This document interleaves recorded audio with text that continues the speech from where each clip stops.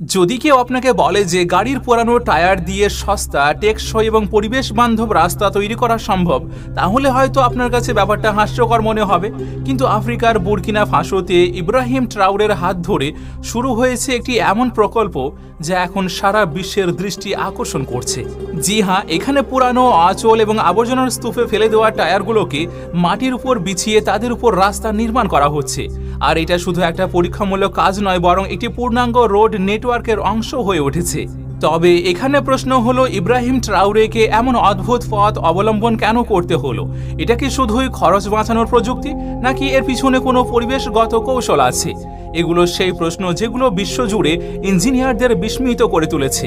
তাই আজকের এই ভিডিওতে আমরা আপনাদেরকে দেখাবো যে কিভাবে এই বিপজ্জনক অথচ দুর্দান্ত প্রকল্পটি বুরকিনা ফাসোর ভাগ্য বদলে দিচ্ছে, এবং কেন সারা বিশ্বের ইঞ্জিনিয়াররা এখন এই আফ্রিকান জাতির অভিজ্ঞতা থেকে শেখার চেষ্টা করছেন।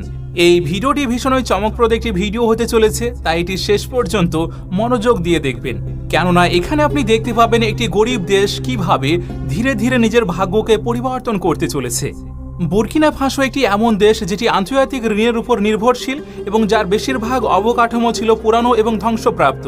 সেখানকার রাস্তাগুলো বেশিরভাগ সময়ে বৃষ্টির সময় ধসে যেত অথবা গরমকালে ফেটে যেত।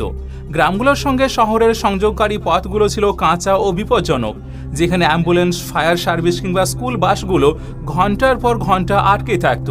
এইসব পরিস্থিতি ইব্রাহিম ট্রাওরেকে বাধ্য করে এমন কোনো সমাধান খুঁজতে যা হবে সাশ্রয়ী, দীর্ঘস্থায়ী এবং পরিবেশ বান্ধব। আর এই প্রেক্ষাপটে উঠে আসে পুরানো রাবারের টায়ার দিয়ে রাস্তা বানানোর ধারণা। হ্যাঁ, সেই টায়ারগুলোই যেগুলো গাড়ি অচল হলে আবর্জনার স্তূপে ফেলে দেওয়া হয়, যেগুলো পুড়লে বিষাক্ত ধোঁয়া তৈরি করে বা ড্রেন, নদীতে আটকে গিয়ে পরিবেশ দূষণের কারণ হয়ে ওঠে। সেই সব টায়ারকে ইব্রাহিমের নির্দেশে নিখুঁতভাবে সাজিয়ে মাটিতে বিছানো হয়। এরপর তাদের উপর ঢালা হয় বিশেষ ধরনের সিমেন্ট মিশ্রণ, যা রাবারের সঙ্গে খুব ভালোভাবে আটকে যায় এবং তাপ ও ঠান্ডা সহ্য করতে পারে।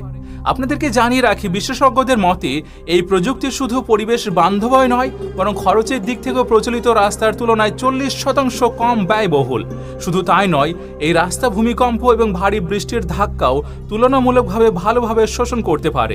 রাবারের একটি বিশেষ গুণ হলো এটি চাপ সহ্য করতে পারে এবং সহজে ফাটে না।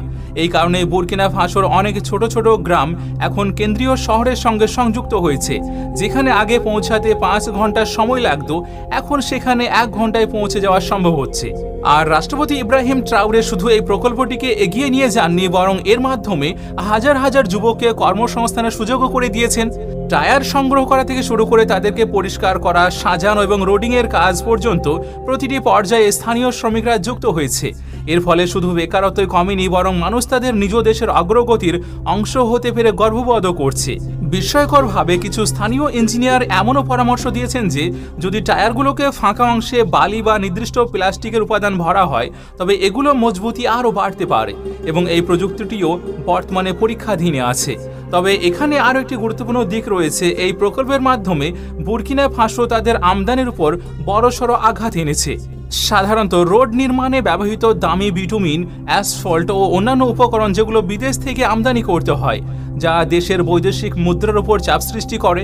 কিন্তু যখন পুরানো টায়ারের মতো স্থানীয় এবং অচল উপাদান দিয়ে রাস্তা বানানো হয়, তখন দেশের অর্থনীতির উপর চাপ কম পড়ে যায়।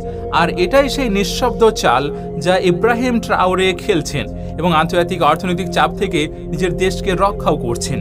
আর এই প্রকল্পের দিকে এখন সারা বিশ্বের নজর আছে। মালি, নাইজার এবং চাঁদের মতো একাধিক আফ্রিকান দেশের প্রতিনিধি দল বুরকিনা ফাসোতে এসেছেন, যাতে করে এই রোড মডেলটি ঘনিষ্ঠভাবে পর্যবেক্ষণ করা যায় এবং নিজেদের দেশেও সেটিকে প্রয়োগ করা যায়। আপনাদেরকে জানিয়ে রাখি যে কিছু ইউরোপীয় পরিবেশবাদী সংস্থা এই উদ্যোগকে ইকো রোড মডেল বলে আখ্যায়িত করেছে এবং প্রশংসাও করেছে। তাদের মতে উন্নত দেশগুলো যদি এই মডেল শহরের কম ট্রাফিকওয়ালা এলাকায় প্রয়োগ করে, তবে পরিবেশ দূষণ উল্লেখযোগ্যভাবে হ্রাস পেতে পারে। কিন্তু ইব্রাহিম ট্রাওরের কাছে এটি শুধু একটি রোড প্রজেক্টই নয়, বরং এটি একটি দর্শন, স্বনির্ভরতার, স্থানীয় শক্তির উপর আস্থার। আর এই কথাটি প্রমাণ করে যে যদি মন সৎ হয়, তবে একটি দরিদ্র দেশও সারা বিশ্বকে চমকে দিতে পারে। এবং বাস্তবতাও হলো ইব্রাহিম ট্রাওরে সেটা ইতিমধ্যে করে দেখিয়েছেন। এবার আমরা কথা বলবো সেই কৃত্রিম খাল অর্থাৎ আর্টিফিশিয়াল ক্যানাল সম্পর্কে, যা ইব্রাহিম ট্রাওরে তার দেশের কৃষকদের জন্য নির্মাণ করা শুরু করেছেন। এটি শুধুমাত্র পানি বয়ে নিয়ে চলা একটি নালা নয়, বরং এটি একটি স্বপ্ন। একটি সেই স্বপ্ন যা বহু বছর ধরে বুর্কিনা ফাসোর কৃষকরা দেখে এসেছেন, কিন্তু তা বাস্তবায়ন করার জন্য কখনো কেউ আসেইনি। বুর্কিনা ফাসোর গ্রামীণ অঞ্চলে অনেক কৃষকের ফসল বৃষ্টি না হওয়ার কারণে ধ্বংস হয়ে যেত। তারা বীজ বপন করত ঠিকই, কিন্তু পানি না পাওয়ার কারণে সেই জমি ফাঁকায় পড়ে থাকতো। শস্য ফলতো না, ঘরে উপোস চলত, আর কৃষকরা শুধু আকাশের দিকে তাকিয়ে প্রার্থনায় পড়ে যেত। ইব্রাহিম ট্রাওরে যখন ক্ষমতা গ্রহণ করেন তখন তিনি শুধুমাত্র একজন রাজনীতিবিদ হিসেবে আসেননি, তিনি ছিলেন এমন একজন নেতা যিনি মাটির সঙ্গে যুক্ত ছিলেন। তিনি জানতেন যদি কৃষক খুশি থাকে তবে দেশও খুশি থাকবে, যদি জমি সবুজ থাকে তবে বৈদেশিক মুদ্রার রিজার্ভ বাড়বে, রপ্তানি বাড়বে এবং বুর্কিনা ফাসো উন্নতির পথে এগিয়ে যাবে। এই ভাবনা থেকে তিনি কৃত্রিম খাল নির্মাণের একটি বিশাল প্রকল্প শুরু করেন। এই খালগুলো পানি পৌঁছে দেবে সেই সব অঞ্চলে যেখানে আজ পর্যন্ত শুধুমাত্র তৃষ্ণায় পৌঁছিয়েছে। এই ক্যানেল সিস্টেম বৃষ্টির পানি সংরক্ষণ করতে পারবে এবং তা সারা বছর ধরে মাঠে পৌঁছে দিতেও সক্ষম হবে। অর্থাৎ এখন আর কৃষকদের মেঘের জন্য অপেক্ষা করতে হবে না, কিংবা শুধু দোয়া করে দিন কাটাতে হবে না। এখন পানি তার হাতের মুঠোয় থাকবে। এই প্রকল্প শুধু চাষাবাদ নয়, বরং কৃষি খাতে উৎপাদন বৃদ্ধি করবে, খাদ্যে স্বনির্ভরতা আনবে এবং দেশের বৈদেশিক মুদ্রায় উল্লেখযোগ্য বৃদ্ধি ঘটাবে। শুধু গম, ধান বা ভুট্টাই নয়, বরং সবজি, ফলমূল ও অন্যান্য শস্যও এখন দেশের মধ্যে উৎপাদিত হবে, এমনকি সেগুলো রপ্তানিও করা যেতে পারে। এবার আসুন আমরা কথা বলি সেই আধুনিক শহর নিয়ে যা ইব্রাহিম ট্রাওরে বুর্কিনা ফাসোর বুকে গড়ে তুলছেন। এটি শুধু একটি স্বপ্ন নয়, বরং একটি বাস্তবতা যা প্রতিদিন একটু একটু করে পূর্ণতার দিকে এগিয়ে যাচ্ছে।